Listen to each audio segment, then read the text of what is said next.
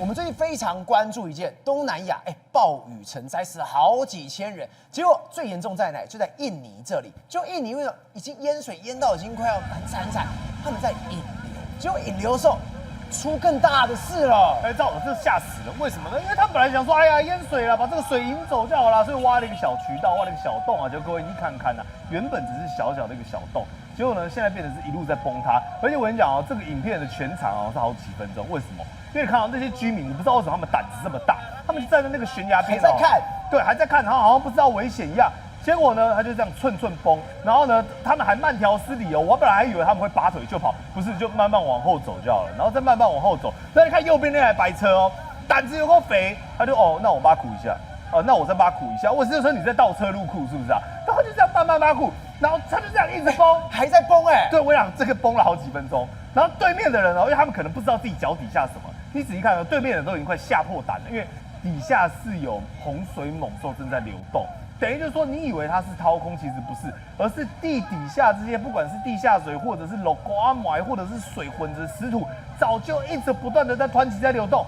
所以你看啊，它是一步一步往后退，甚至还有人哦，还有嫌其一次，他把机车刚牵走，他下面啊，他的脚的那个地就这样子崩塌了。然后右边那台黑色车还这样一直持续往后面退，各位是这个场景。然后呢，他们人也不走，他们让你们到底留在原地干嘛？但是你从这个画面你可以知道，整个印尼的水灾状况非常的严峻，包括呢，他们有些是临近住在山边的民众哦，对，他本来呢就是在拍摄，还想说哇山崩好好看，土石流来了，就下一秒人就没了。他本来在那哇山崩好好看，你有没有看到？它是包含树木、包含泥土、包含整个土块，硬生的直接给冲下来。你仔细看他们这个水冲刷下来，有一个很重要的一个猫腻，你有没有发现它的水里面都掺杂着一个别人没有的东西，叫做树木。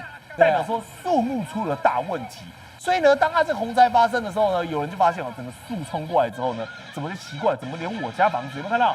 对，整个都被掏空，代表说地基掏空，树也被掏空，然后连整栋房子呢就这样硬生的在他面前呢被移走，所以呢导致很多人呢就只能望洋兴叹，眼睁睁看着自己的房子流走。还有在苏门答腊这个地方有人就站他家门前，然后想说我家的这个水泥很安全，你看有没有？没在怕嘛，对不对？就不是，它是呢已经淹1层楼高，它这是在2楼，它这是在2楼哦。对。然后这树木这样一直撞过来，它就一直吓哭了。所以呢，连一般的我们讲，你说想要跑，很多车子真的是要跑路哦，开到一半哦，你看有些大货车旁边那是路。变成是我们讲像柔肠寸断一样，你不讲还以为说发生什么大地震了。旁边的路呢，整个硬生的就这样崩裂裂解，像是巧克力你把它弄碎一样。所以在整个印尼这个苏门答腊这个地方整个全国大概呢死伤将近快要600-700人，而光苏门答腊就有300多人，然后呢有4万多个社区全部都变成孤岛。而且他们现在最可怕的是什么？失联的，好几百人都没有办法找到的。对，但你知道有一个人大难不死，对。为什么？原本这个人啊，你看他被冲走了，对他硬生生这样被冲，然后被冲之后呢，他好不容易用他的9牛2虎之力抱住这个大树。一般来讲要抱腐木，他不是，他抱这个水泥树，就抱住之后呢，你知道他困在那边困多久吗？困了好几个小时，他维持这个姿势好几个小时，7个小时。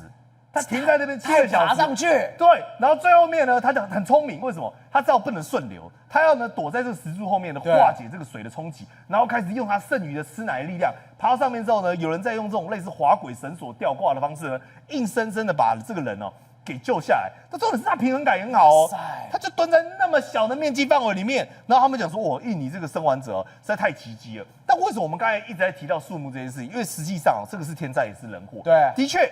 在这个月份，也只是印尼这个地方，你说突然间的马六甲出现了一个热带飓风，真的很不寻常。但与此同时，为什么水呢会噼里哗啦的全部流下来？因为他把森林都砍掉了。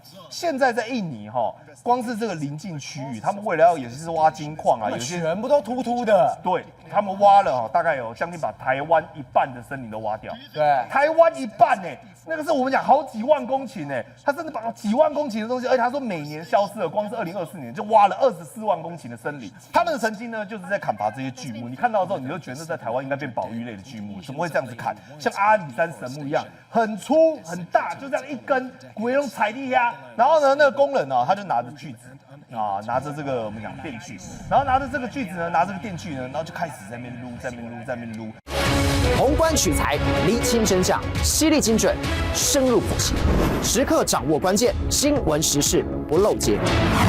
老时段，新气象，我是钟浩和，关键时刻2.0全新出击。